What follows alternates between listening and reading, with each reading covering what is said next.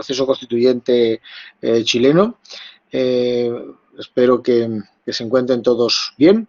Y vamos a tener hoy con nosotros a Karen Díaz Campos, que va a intervenir, como ya saben por el programa, sobre la posición de los pueblos indígenas con respecto a la nueva Constitución, ¿no? Karen Díaz Campos es licenciada en Derecho, está en este momento cursando el doctorado en la Universidad de Sevilla.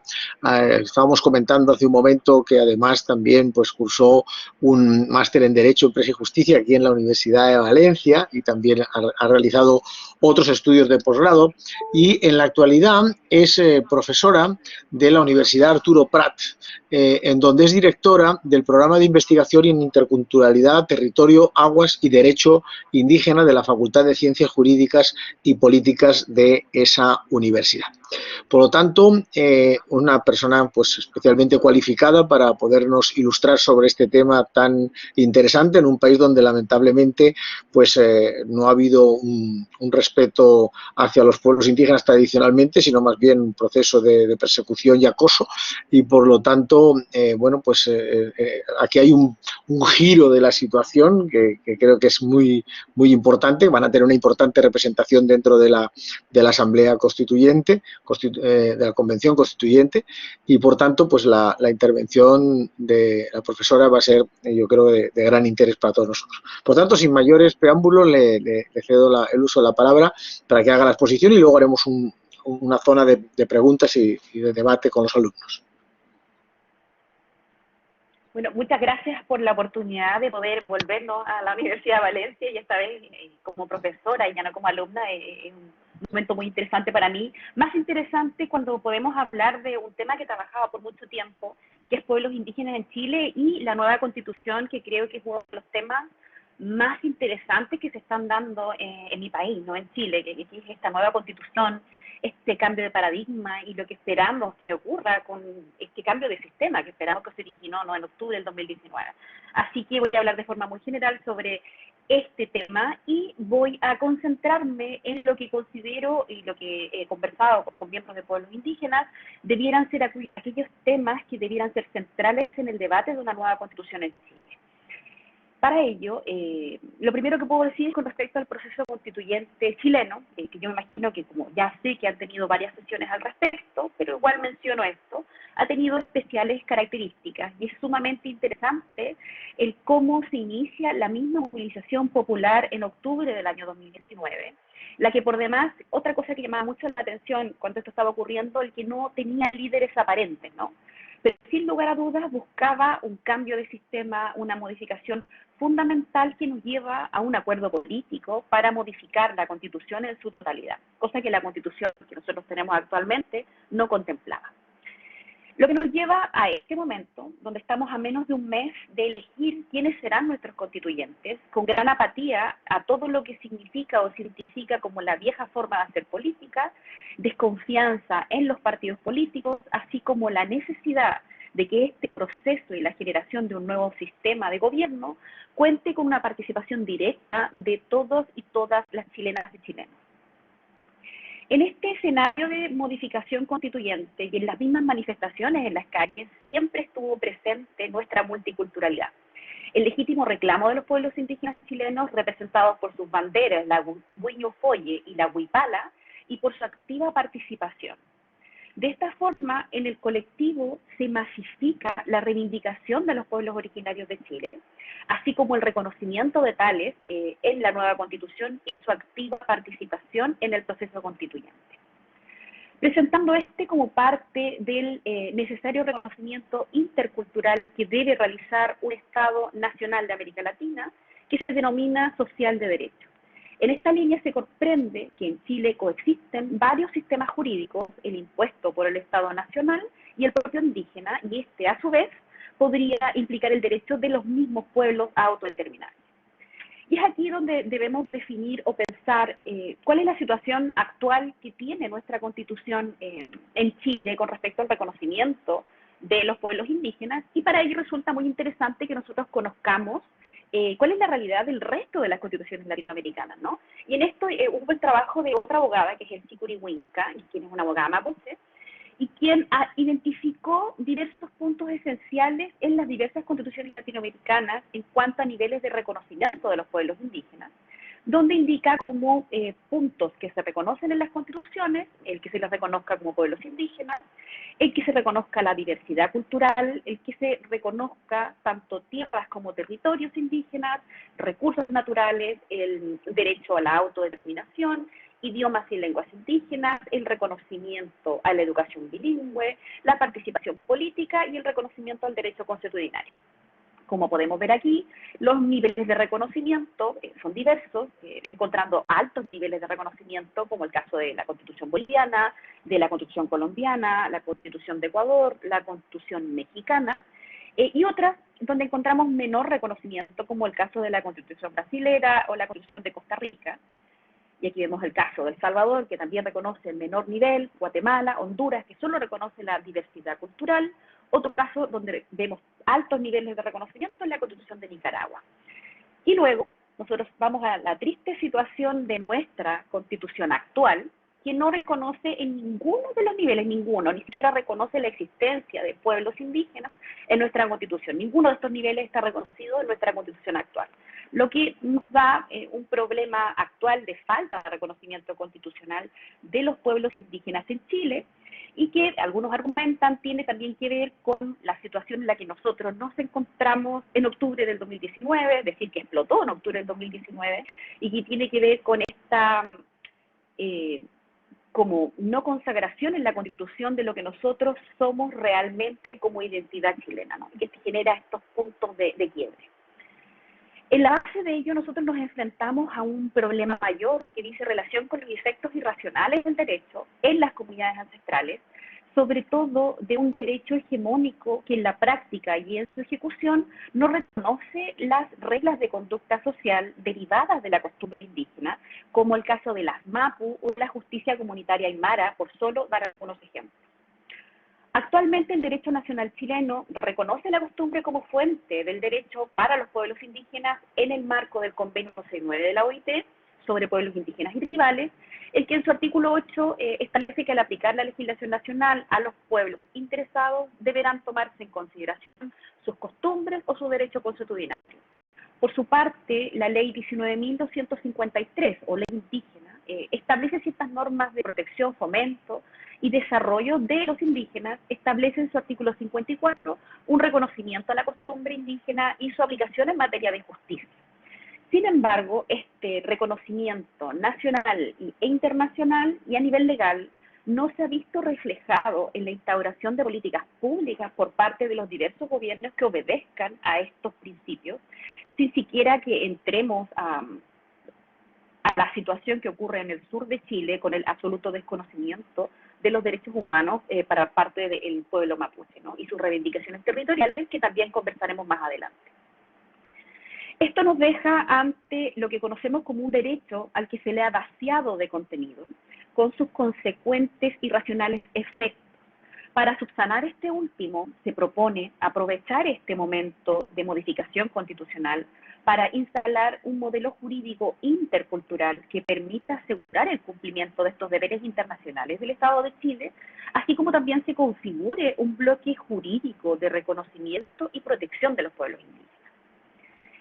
Aquí, otro punto importante, que si bien algo hemos mencionado, es el poder determinar qué entendemos cuando nosotros hablamos de derecho indígena en Chile, ¿no? ¿Cuál sería el marco normativo?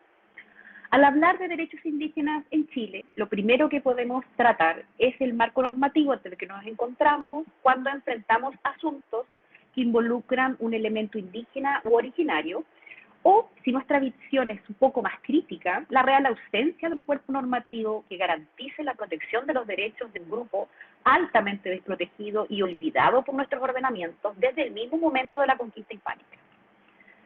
Es así como el Estado de Chile, incluso desde sus inicios, comienza a relacionarse con los pueblos originarios y cómo va imponiendo sobre esto la cultura de la sociedad dominante. Esta relación de dominación e invisibilización del indígena se sostiene y refleja en la misma legislación que el Estado de Chile ha creado para la reglamentación de esto. En el Chile actual, más que hablar de un marco normativo integral de derecho indígena, nos encontramos ante una reglamentación desfragmentada que no tiene una conexión transversal, lo que puede incluso deberse o verse potentemente reflejado en que la Constitución desconoce a los pueblos originarios, siendo la única en Latinoamérica en mantenerse en este total desconocimiento de sus propios orígenes. El problema principal lo encontramos en que la teoría positiva no concibe un orden jurídico fuera del Estado, lo que provoca que aquellos ordenamientos que provienen de los propios pueblos, derivados de la costumbre, no sean reconocidos ni consagrados en la creación misma de la nación chilena ni en su carta fundamental.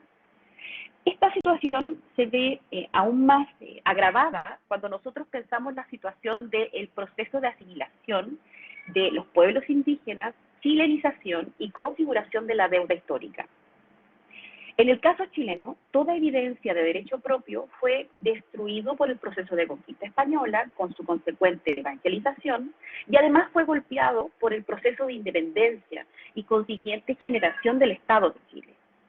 Es debido a estos procesos que actualmente nos encontramos en el estudio y la revitalización del derecho propio indígena chileno, existiendo evidencias de su existencia en el pueblo licantay o atacameño, como así también en el caso del pueblo aymara, especialmente cuando nos referimos a el derecho de propiedad ancestral sobre el agua y sus sistemas de justicia, como el caso de las mapu del pueblo mapuche. Desde el mismo regreso a la democracia con los gobiernos de la concertación, se ha planteado la necesidad de reconocer una verdad incuestionable, que es que el Estado de Chile está configurado por un conjunto de pueblos y dentro de ellos encontramos a los pueblos indígenas, quienes se encuentran presentes en este territorio desde mucho antes de la generación del Estado de Chile, y que consistentemente han sido asimilados en esta noción que aún se mantiene en nuestra Constitución actual de un Estado y una nación. El regreso a la democracia en Chile, entonces, requirió el compromiso por parte de la concertación con los pueblos indígenas a fin de reconocerles como parte del Estado chileno y hacerlo a nivel constitucional. Y este acuerdo, o finalmente lo que se buscaba, este nuevo trato, se generó en el Acuerdo de Nueva Imperial. Habiendo ya transcurrido 30 años de este acuerdo, los pueblos originarios chilenos continúan siendo asimilados por nuestra Constitución bajo esta misma idea de un Estado, una nación, lo que se ve replicado en la generación de diversas políticas públicas que no reconocen la especial individualidad, los especiales derechos, ni los compromisos que tiene el Estado chileno con respecto a sus primeras naciones. Esto se contrapone primeramente con estos compromisos internacionales que el Estado ha contraído, tal como lo establecido en el Convenio 169 de la OIT, y así también no se condice con la realidad de otros estados latinoamericanos, específicamente de estados que se encuentran, estados vecinos, como el Estado de Bolivia, que se reconoce como un Estado plurinacional en su Constitución, en el caso del Estado peruano y del Estado argentino, quienes tienen menores niveles de reconocimiento con respecto a los pueblos originarios, pero que sí reconocen en algún nivel la existencia de estas primeras naciones, cosas que nosotros pareciéramos ignorar en nuestro sistema actual. Y aquí donde nos preguntamos dónde estamos actualmente en este reconocimiento de los pueblos originarios o cuál ha sido el debate que se ha dado hasta este punto. En cuanto a este reconocimiento constitucional de los pueblos indígenas en Chile, desde 1990 a 2015 se presentaron 4 mensajes presidenciales y 4 mociones parlamentarias que tenían por finalidad precisamente el incluir dentro de la Constitución a los pueblos indígenas. Todas estas mociones no prosperaron, lo que nos deja ante un panorama legislativo pobre en cuanto a reconocimiento de nuestra propia identidad. En Chile solo encontramos un reconocimiento a los pueblos originarios en la ley indígena, la que en su artículo 1 indica que el Estado reconoce a los indígenas de Chile, son descendientes de agrupaciones humanas, que existen en el territorio nacional desde tiempos precolombinos, que conservan manifestaciones culturales propias, siendo para ellos la tierra el fundamento principal de su existencia y cultura. Y en su inciso segundo agrega que el Estado reconoce como principales etnias indígenas, y este es otro punto importante en cuanto al valor que le damos dentro de un instrumento normativo a las palabras, el hablar de etnias y no hablar de pueblos. Si vamos a la fuente de lo que significa o implica hablar de etnias, hablamos de lo étnico, es decir, aquello que me es ajeno, aquello que me es distinto, ¿no? Lo que en la realidad no se condice con la realidad de la identidad chilena, porque si nosotros hablamos de las primeras naciones indígenas, los pueblos indígenas, son parte esencial de lo que significa la identidad nacional chilena. Entonces, que nosotros insistamos o que nuestros legisladores insistan en hablar de etnias, ya me genera o no genera un conflicto importante con los pueblos indígenas. Identifica como principales pueblos al mapuche, al pueblo aymara, al pueblo rapanui-pascuense, a las comunidades atacameñas, quechuas, collas y diaguitas del norte del país, las comunidades cahuasca o alacalufe o yamana o yagán de los canales australes. Y en esta segunda parte el artículo se vuelve interesante, ya que nos indica que el Estado valora la existencia de los pueblos originarios por parte esencial de las raíces de la nación chilena, así como su integridad y desarrollo de acuerdo a sus costumbres y valores. A estas 9 primeras naciones debemos incorporar al pueblo chango, el que fue reconocido en octubre del 2020 por la ley 21.276, la que introdujo modificaciones a esta ley indígena con la finalidad de reconocer al pueblo chango nuevamente como una etnia indígena chilena, procurando proteger especialmente el hábitat de este pueblo originario, constituido por el borde costero, playas, islas y roqueríos, como asimismo la biodiversidad y ecosistemas marinos que garantizan su desarrollo y supervivencia. Esto es una modificación relativamente nueva, donde se viene a reconocer a este pueblo indígena. Y entramos ahora a la parte quizá más interesante con respecto al proceso constituyente actual, que serían cuáles debieran ser los puntos que debieran ser tratados, debieran ser incorporados en esta nueva constitución para Chile, ¿no? Y dentro de estos encontramos como un primer punto y un punto esencial a ser reconocido en una nueva constitución chilena, el reconocimiento como pueblos indígenas en una constitución, ¿no? La necesidad de reconocimiento constitucional de los pueblos indígenas radica en la obligación de asegurar la existencia y continuidad de los pueblos y la formación de esta identidad de cada uno de sus miembros. En cuanto al reconocimiento de la cuestión indígena en las constituciones, los aspectos constitucionalizados van desde el mínimo reconocimiento constitucional de los pueblos indígenas, donde para un profesor como Alejandro Silva Bascuñán, significa este reconocimiento una consagración de los principios de igualdad y dignidad humana. Textualmente, Silva Bascuñán expresa: me parece en sí que afirmar en el ordenamiento jurídico nacional el reconocimiento de que en su seno existen varios pueblos indígenas responde a una exigencia de justicia. Reflejando lo antes expuesto y en opinión de otros autores como Maite Becea y Claudio Fuentes, nos encontramos actualmente en un reconocimiento débil de los derechos de los pueblos indígenas en Chile. Lo interesante de esto que quizá he expuesto es el fundamento de la exclusión de los pueblos indígenas en la construcción de políticas públicas en Chile y que instaura desde la negativa de reconocimiento en la misma constitución política de la República. Tal como indica Maite Becea y Claudio Fuentes, la propuesta de reconocimiento constitucional de los pueblos indígenas en Chile ha encontrado el rechazo de los partidos de derecha que hasta el año 2013 mantenían un fuerte control del Parlamento, sin mencionar que actualmente son gobiernos. En ello, nuestro sistema denota una franca vulneración al derecho de la identidad cultural, protegido por toda nuestra normativa vigente y desarrollado ampliamente por la Corte Interamericana de Derechos Humanos. Para José Martínez Cobo, nosotros nos encontramos ante comunidades, pueblos y naciones indígenas cuando son aquellas que, teniendo una continuidad histórica con las sociedades anteriores a la invasión y precoloniales, se desarrollaron en territorios y se consideran distintos a otros sectores de las sociedades que ahora prevalecen en este territorio. Constituyen ahora sectores no dominantes de la sociedad, de preservar, desarrollar y transmitir a futuras generaciones sus territorios ancestrales, su identidad como base de su existencia continuada, como pueblo, y de acuerdo a sus propios patrones culturales, sus instituciones. Se está oyendo mal.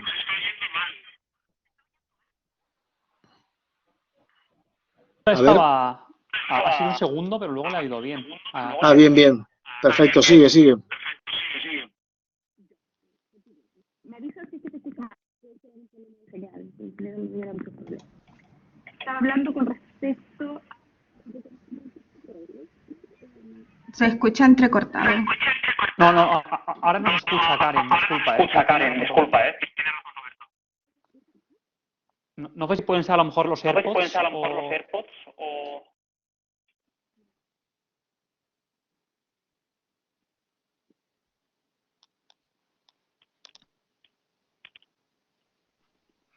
No se oye. No. Ahora nada. Si puedes a lo mejor desconectar los AirPods.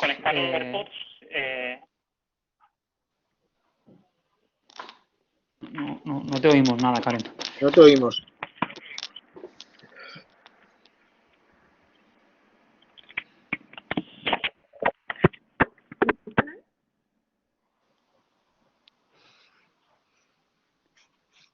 No.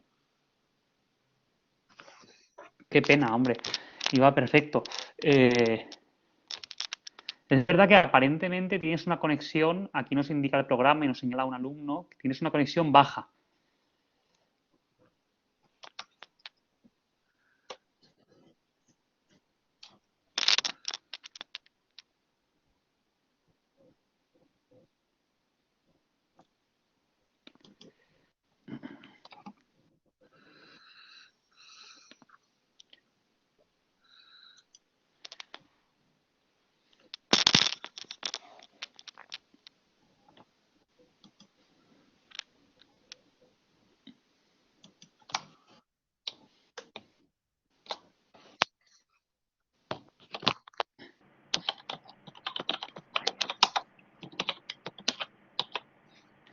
No te oímos nada, Karen, todavía. No sé si... No. A ver, intenta. Intenta hablar, porfa. No. Me dice que tiene problemas con... ¿Ahí se escucha o no? Ahora Sí te sí. escuchamos. Ahora sí. ¿No se escucha? Sí. Ahora sí. ¿Me escuchan? Sí. Ahora sí. Ya, continúo. Me avisan si no se escuchara. Ya, te estaba diciendo, estaba hablando sobre por qué era importante o por qué discutimos tanto sobre el reconocimiento como pueblo. El reconocer el carácter de pueblos a los pueblos indígenas tiene numerosas implicancias a nivel internacional que incomodan al legislativo. Por dar una definición, el convenio 169 de la OIT define a los pueblos en su artículo primero como aquellas cuyas condiciones sociales, culturales y económicas les distingan de otros sectores de la colectividad nacional y que están regidos total o parcialmente por sus propias costumbres o tradiciones, por una legislación especial. A su vez, la Declaración de Derechos de los Pueblos Indígenas de la Asamblea General de Naciones Unidas, en su artículo primero, también define la noción de pueblo, indicando que los indígenas tienen derecho, como pueblos o como personas, al disfrute pleno de sus derechos humanos. Es por eso que esta noción es tan discutida y todas las veces que se ha buscado modificar la Constitución actual o generar, como ahora, incluso cuando se estaba debatiendo los escaños reservados, es siempre muy debatido y muy discutido el concepto de pueblos y qué significa esto cuando lo conectamos al siguiente punto de la exposición, que es este reconocimiento a la plurinacionalidad, a la autonomía y a la autodeterminación. Este es un punto central del movimiento indígena, que se dio también en las discusiones del Acuerdo de no Imperial, que se dio también en las discusiones con respecto a la ley indígena y en general todas las veces que los pueblos indígenas chilenos han discutido sobre este punto, ya que se da cuenta de que el reconocimiento de todos sus demás derechos se hace posible a través de este reconocimiento a la autodeterminación. James Anaya, en referencia a la autodeterminación de los pueblos indígenas como derecho humano, nos dice que es el anhelo de los pueblos indígenas que el resto de la sociedad les reconozca en su capacidad de controlar y definir su destino. La libre determinación de los pueblos, a su vez, ha sido reconocido por el artículo primero del Pacto Internacional de Derechos Civiles y Políticos, donde se indica que todos los pueblos tienen el derecho a la libre determinación y en virtud de este derecho determinan libremente su condición política y persiguen libremente su desarrollo económico, social y cultural. Por todo lo antes expuesto, el reconocimiento de los pueblos indígenas como sujeto de derecho ocasiona gran resistencia de los estados donde habitan por implicar este derecho a la autodeterminación, y así se ha evidenciado en las tentativas de reconocimiento de los pueblos indígenas en Chile. De aquí pasamos de esta discusión de la autodeterminación a la autonomía. Para Díez Polanco, la autonomía es el reconocimiento de una nueva comunidad política en el seno de una comunidad nacional, con un gobierno autogenerado, con competencia y facultades legislativas y administrativas al interior de este territorio autónomo. Stamenhagen opina que así se generaría un espacio político para ejercer los derechos históricos, sociales, económicos y culturales de un pueblo que aspira a concretar políticamente su diferencia dentro de este Estado-nación, permitiendo su continuidad histórico-cultural en un marco que supere el actual estado de conflictividad que nosotros nos encontramos. Y todo este proceso de reconocimiento a la autodeterminación de los pueblos originarios y a estos diversos niveles de autonomía, en ningún caso vendría a negar la soberanía estatal, que es uno de los argumentos que se ha ocupado para finalmente no reconocer en la Constitución a los pueblos indígenas, ni mucho menos hacerlo como pueblo. Por otra parte, este reconocimiento a la multiculturalidad supone constatar la existencia de los pueblos indígenas, con una historia y cultura particulares, y esto es esta identidad propia nacional. Luego, reconocer la legítima pretensión de permanecer, desarrollarse y evolucionar como pueblo, y finalmente, la aceptación y valoración de esta diversidad mediante el reconocimiento de todos estos factores anteriores. Otro punto esencial que debe discutirse e incorporarse en una nueva constitución para Chile es el reconocimiento al derecho propio indígena, así como a los diversos sistemas de solución de controversias y de ejercicio de justicia por parte de las comunidades ancestrales. A pesar de que hoy en día nosotros nos encontramos en un proceso de globalización, las entidades nacionales han seguido el fenómeno y han reforzado sus propias identidades locales, donde podemos incluso hablar de un proceso de reindigenización de los pueblos originarios. Para lo anterior, hay una serie de modelos de renacimiento de identidades locales. Por ejemplo, en Chile se reclama como base de la discusión el reconocimiento de los pueblos originarios en la misma Constitución. Y por tratar de mencionar un caso de reindigenización y de recuperación de algo que se había perdido, en el caso del pueblo licanantayo, el pueblo atacameño, a través de sus propios esfuerzos, han logrado recuperar su propia lengua, ¿no? Entre otras muchas manifestaciones donde nos vemos recuperando ciertas nociones que se habían perdido en el tiempo, como por ejemplo también lo que es el cuidado del agua para el pueblo aymara en el norte de Chile, para el pueblo quechua y también para el caso del pueblo licanantay. Este asunto está entonces en reconocer que existen otros grupos sociales dentro de este territorio que son distintos al dominante. ¿Cómo los reconocemos? ¿Cómo se relaciona el Estado con estos grupos? Tal como expone Rodolfo Stamenhagen, resulta sumamente interesante el estudio y conocimiento del derecho consuetudinario de los pueblos indígenas en América Latina. Y en primer lugar, ya que consiste parte integral de la estructura social y de la cultura de un pueblo. En segundo, porque junto con la lengua, el derecho constituye un elemento básico de la identidad de un pueblo, nación o comunidad.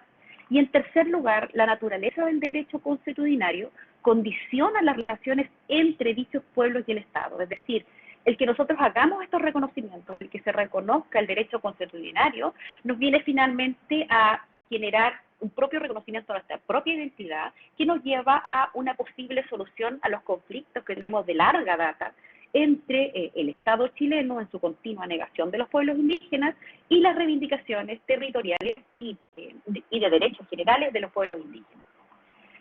¿Qué podemos decir, por otra parte, con respecto a la tradición legal de los pueblos indígenas? La tradición legal de los pueblos indígenas está basada en su visión del mundo y sus creencias. Hablando de forma general, su especial enfoque se ocupa de mantener y de restaurar la armonía entre las relaciones humanas y los demás seres vivos.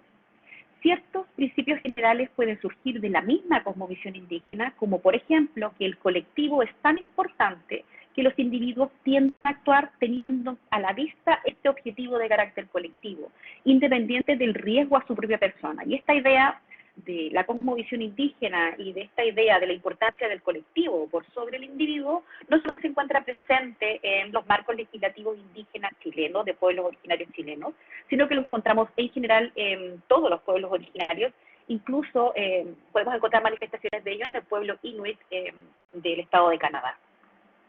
También es importante el destacar la consagración de la costumbre indígena y el reconocerla como una fuente de derecho. La mayor consagración que actualmente nosotros tenemos, donde nosotros reconocemos esta costumbre indígena, la encontramos en la ley 20.249, que crea el espacio costero marino de los pueblos originarios. El fin de esta ley es el resguardar el uso consuetudinario de dichos espacios para mantener las tradiciones y el uso de los recursos naturales por parte de las comunidades. Para James Anaya, el reconocimiento de la costumbre indígena es esencial para el ejercicio de esta autonomía jurídica que requieren los pueblos indígenas para desarrollar sus culturas.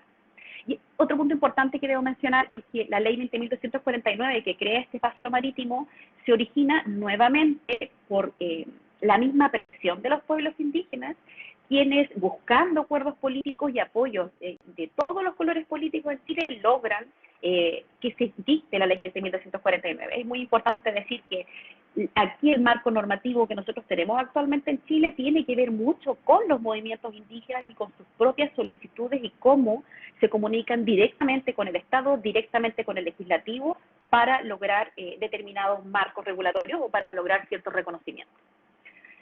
Es así como uno de los puntos fundamentales de esta nueva Constitución es el reconocimiento de los derechos colectivos. Y aquí viene una pregunta importante, ¿qué sucede cuando nosotros reconocemos los derechos colectivos, pero por alguna razón este derecho pudiera afectar un derecho individual como la libertad, la propiedad? ¿Cómo se puede ejercer derecho o elegir si se priva de aquel en un mundo cultural? Esto es un debate muy interesante con respecto a cuáles son los límites del reconocimiento que se puede dar a este derecho consuetudinario, ¿no? Cómo nosotros protegemos los derechos de estos pueblos y cómo los reconocemos sin afectar otros derechos principales. Y en esto hay un caso muy interesante, que lo tenía en una PPT más adelante, creo, si no se los menciono, donde el Tribunal Constitucional chileno reconoció, se encontró en la pugna entre una exención de responsabilidad penal para el caso de los miembros del pueblo Rapa Nui, en los casos de violentación sexual a mujeres, donde se hacía una rebaja de 1 grado en la pena. Y por otro lado, el derecho que tienen las mujeres, también como afectadas o como grupo humano afectado por el Estado chileno, a no ser violentadas en cuanto a sus derechos consagrados en la CEDAW.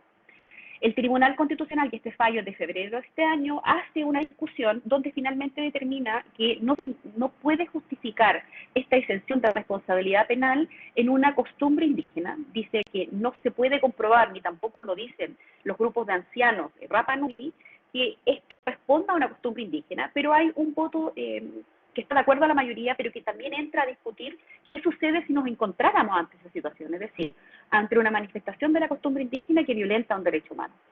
En ese caso, indica que nosotros no podemos respetar esta costumbre indígena si en efecto estamos violentando este límite a un derecho humano de carácter esencial, como es la protección y garantía de los derechos de las mujeres.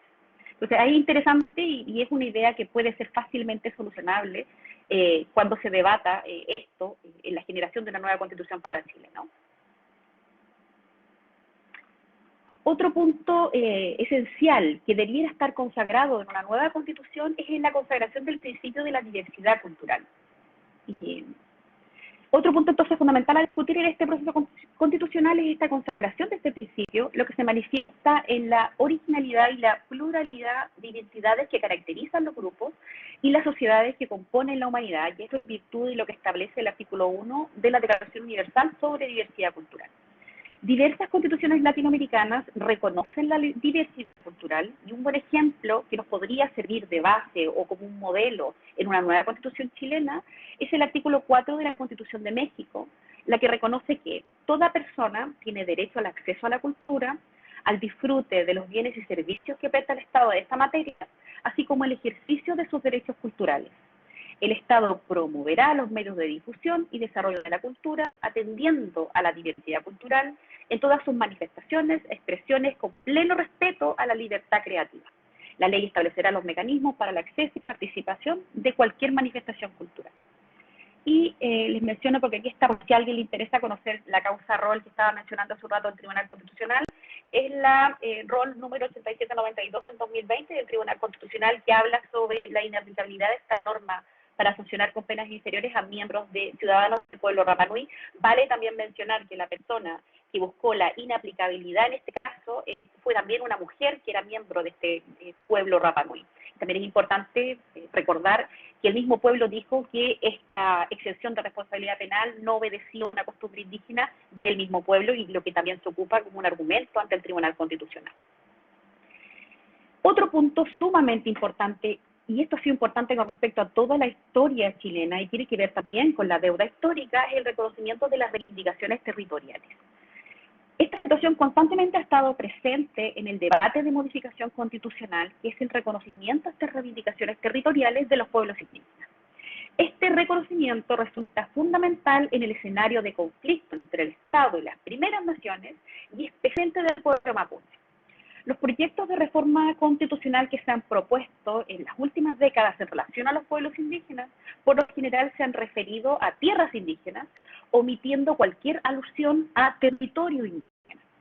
La diferencia entre uno y otro concepto resulta clave desde el punto de vista del ejercicio de los derechos.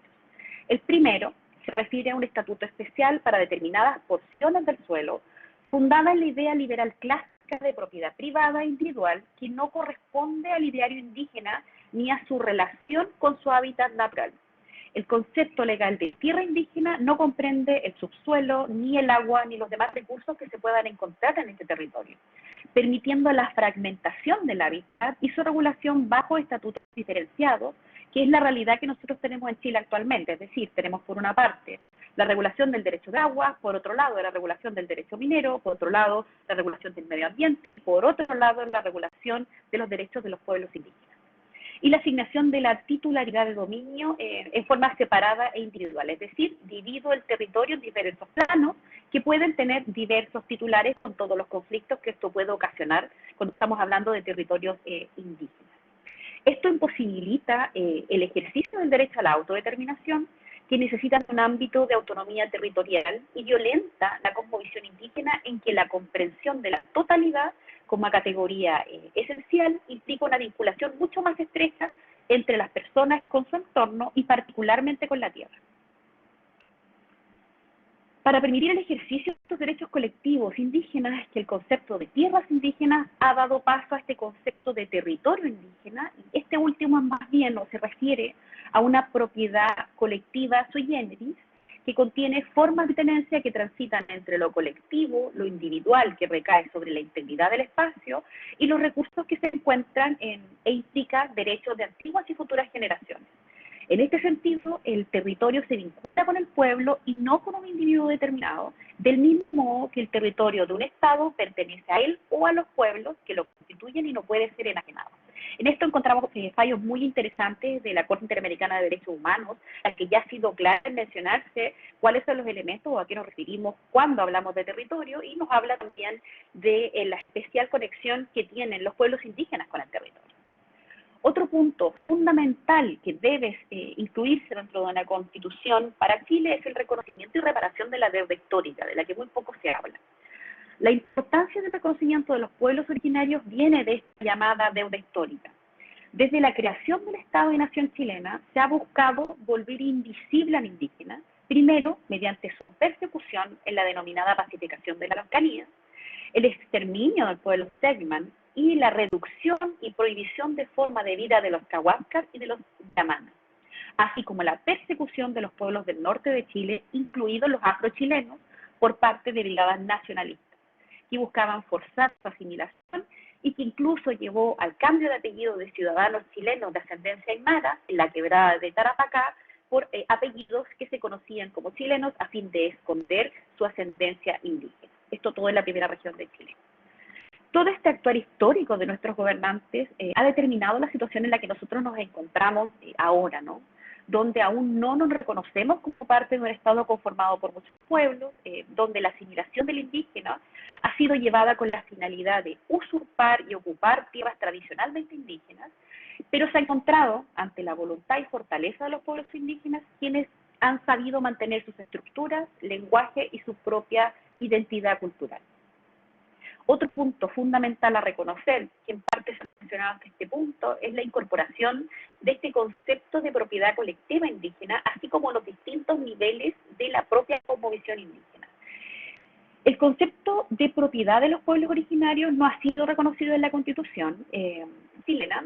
Y a nivel legislativo encontramos una ley del 4 de diciembre de 1866 que dispuso el otorgamiento del reconocimiento del dominio sobre la tierra que existía principalmente para el pueblo mapuche, donde en vez de reconocer el derecho propio de los mismos pueblos, se decidió reconocer el dominio de los territorios, pero bajo una visión o concepción occidental del territorio, y en efecto vino a disminuir el territorio reconocido como propio por el pueblo mapuche, y este territorio se fue aún más reduciendo con la llegada de colonos extranjeros, quienes fueron ocupando a través del tiempo y reduciendo aún más los espacios que se ocupaban como territorio mapuche, lo que implicó en la realidad que los miembros del pueblo mapuche debieron abandonar su territorio ancestral para vivir en territorio urbano. Otro punto que también es fundamental, y esto tiene que ver con el interés de los pueblos indígenas, pero ha sido una discusión que incluso se lleva en la agenda nacional y se ha discutido incluso antes de la modificación de la Constitución, que es el reconocimiento del agua como un derecho humano. Las aguas en Chile, y esto me gustaría aclararlo brevemente, son bienes nacionales de uso público, de dominio de la nación toda, y su uso pertenece a todos los habitantes del país. Esta regla, sin embargo, solo se aplica al agua cuando ésta corre en su fuente natural. El artículo 5 del Código de Aguas, por su parte, otorga a los particulares el derecho de aprovechamiento de estas. Desde el año 1979, con el Decreto Ley 2603, el agua se consideró como un recurso susceptible de apropiación por privados que se entrega principalmente al mercado, sistema que se encuentra consagrado en la Constitución de 1980 y en el Código de Aguas de 1981. A su vez, el marco normativo chileno reconoce una especial protección a las aguas de las comunidades indígenas Aymara, Licanantay, Quechua, Coya y Diaguitas del norte de Chile. De esta forma, esto se encuentra consagrado en el artículo 64 de la ley indígena. Los mercados de agua en Chile lo conciben como al agua, derechos reales, apropiables y transables en el mercado, y es así como la Dirección General de Aguas en Chile puede entregar a particulares que soliciten un derecho de consumo y de uso de aguas.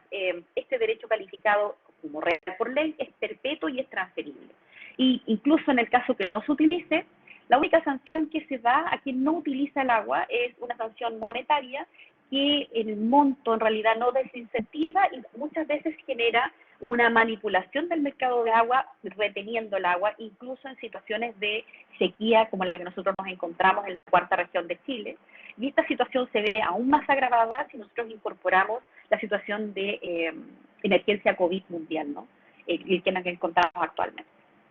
Y por último, otro punto que debe ser reconocido en una constitución, en una nueva constitución chilena, es el reconocimiento de las organizaciones sociales indígenas, de las autoridades indígenas y de su participación política.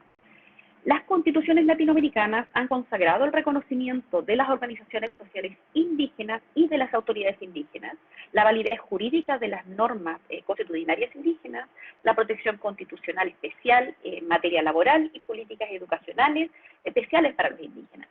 Es así como se vuelve esencial el reconocimiento y consagración de la participación de los pueblos indígenas en todas las decisiones y políticas de gobierno, y en tal discusión podemos encontrar diversos estándares.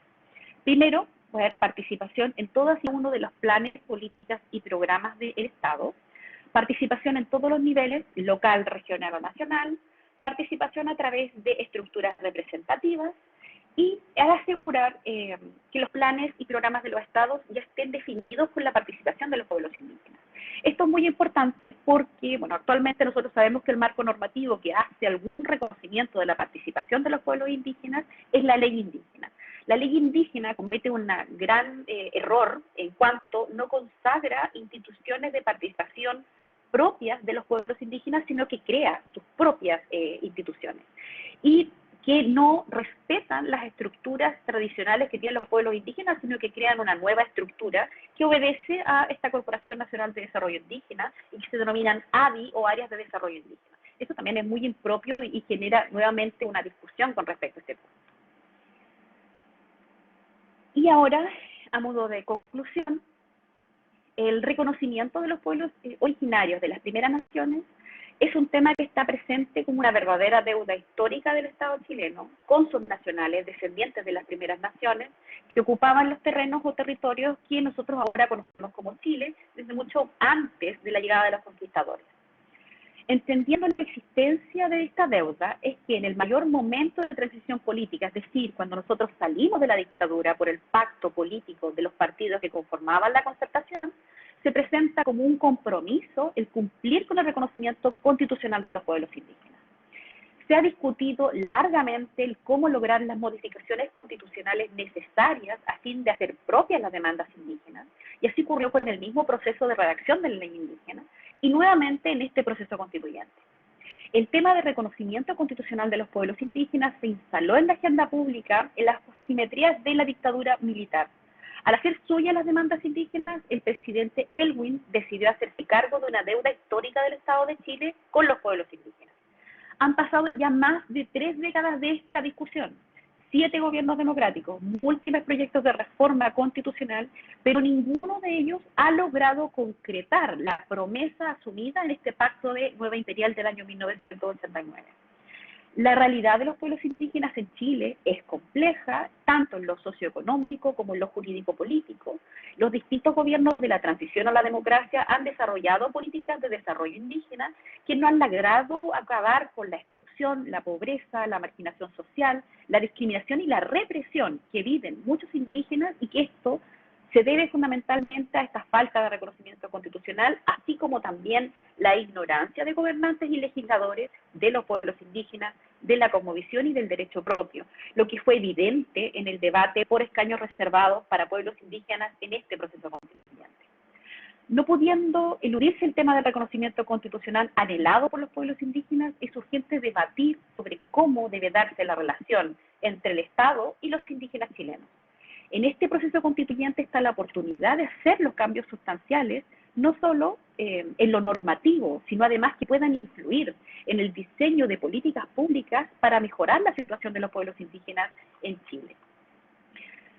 Una nueva constitución para el Estado de Chile requiere que se incluyan estos derechos esenciales para los pueblos originarios, y solo va a ser posible para poder crear estas políticas efectivas para los pueblos indígenas, pero así también para poder terminar con la deuda histórica y así reconocer que somos un Estado compuesto por muchos pueblos, todos los cuales constituyen este sentido de identidad chilena, y que nos va a dar una situación de justicia necesaria para un Estado como el Estado chileno. Muchas gracias.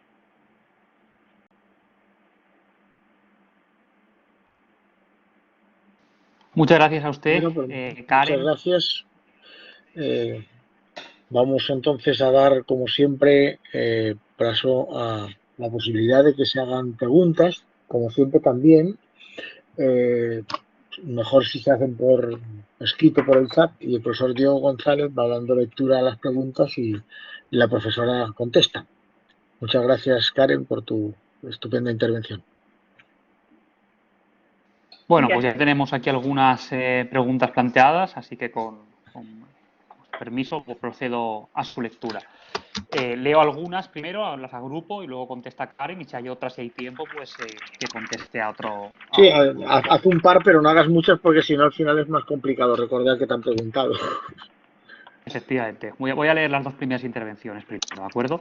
Entonces, en primer lugar, Juan José Cantillo señala, dice, se habló de la necesidad del reconocimiento constitucional del derecho propio y de los sistemas jurídicos de los propios indígenas. Y pregunta, ¿se hará un reconocimiento del pluralismo jurídico de forma expresa en la Constitución como principio fundamental?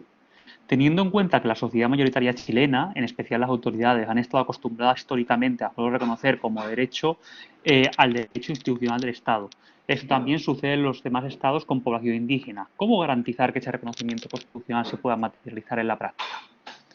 Por su parte, Germán Apablaza señala, comenta, conforme a la necesidad de establecer un Estado plurinacional y el reconocimiento del derecho a la autodeterminación de los pueblos originarios, en el contexto además de propiciar en la nueva Constitución un Estado políticamente descentralizado ¿Bastaría con asegurar escaños para los pueblos originarios regionales en cada una de las asambleas legislativas? ¿O bien se hace establecer una Asamblea General de Pueblos Originarios? Sobre otro punto, ante el poder normalmente elitista y marcadamente político en nuestro Tribunal Constitucional, ¿sería adecuado asegurar en la jurisdicción constitucional representación de los pueblos originarios o es suficiente un marco constitucional que reconozca a los mismos?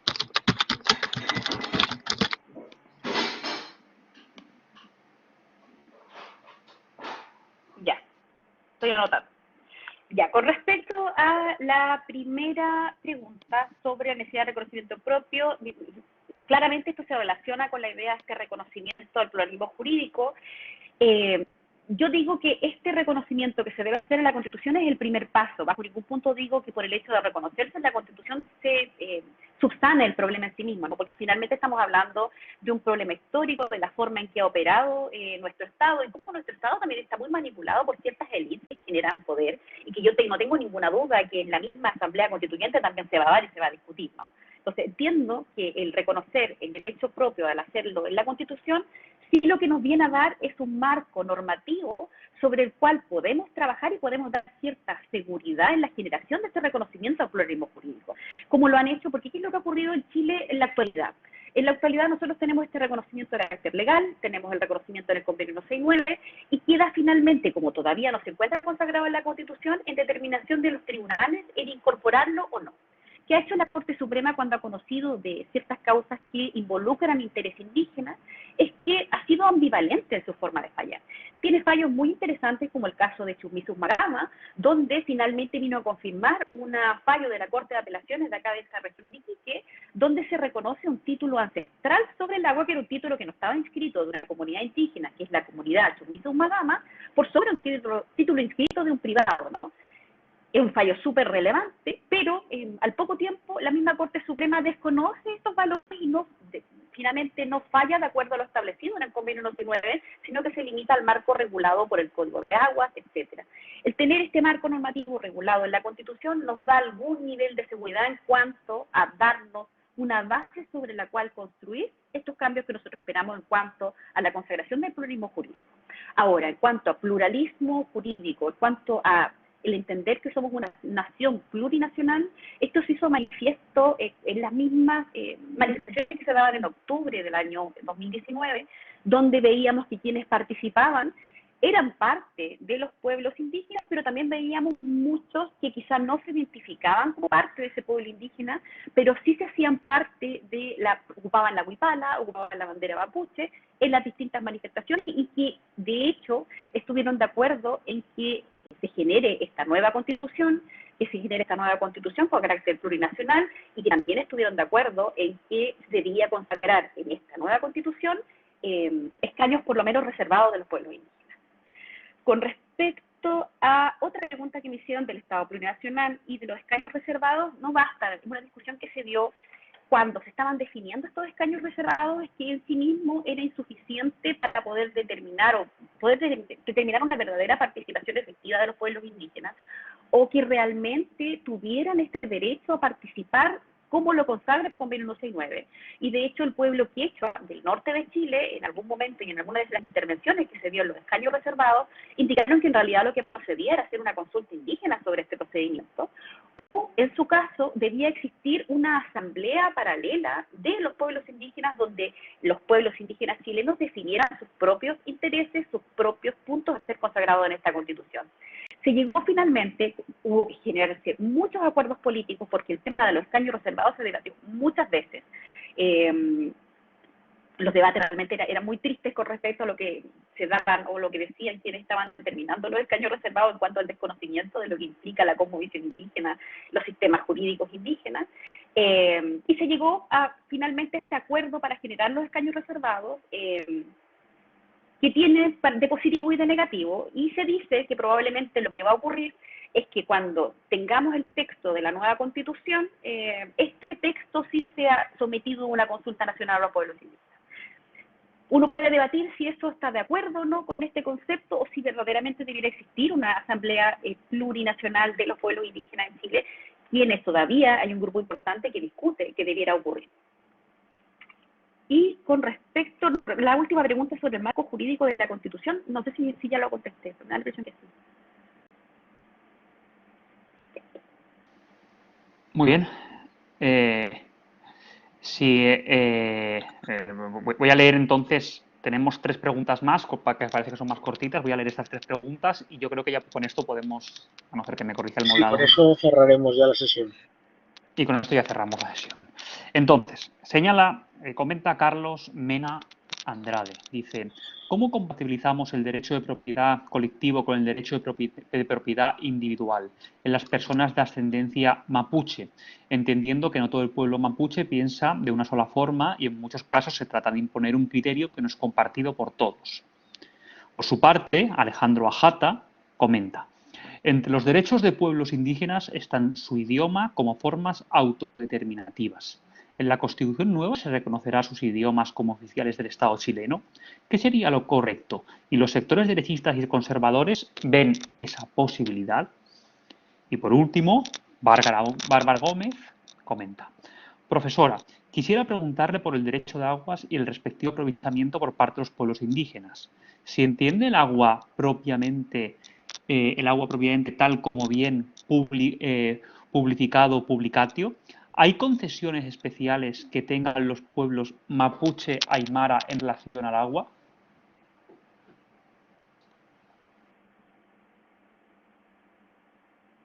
Ya.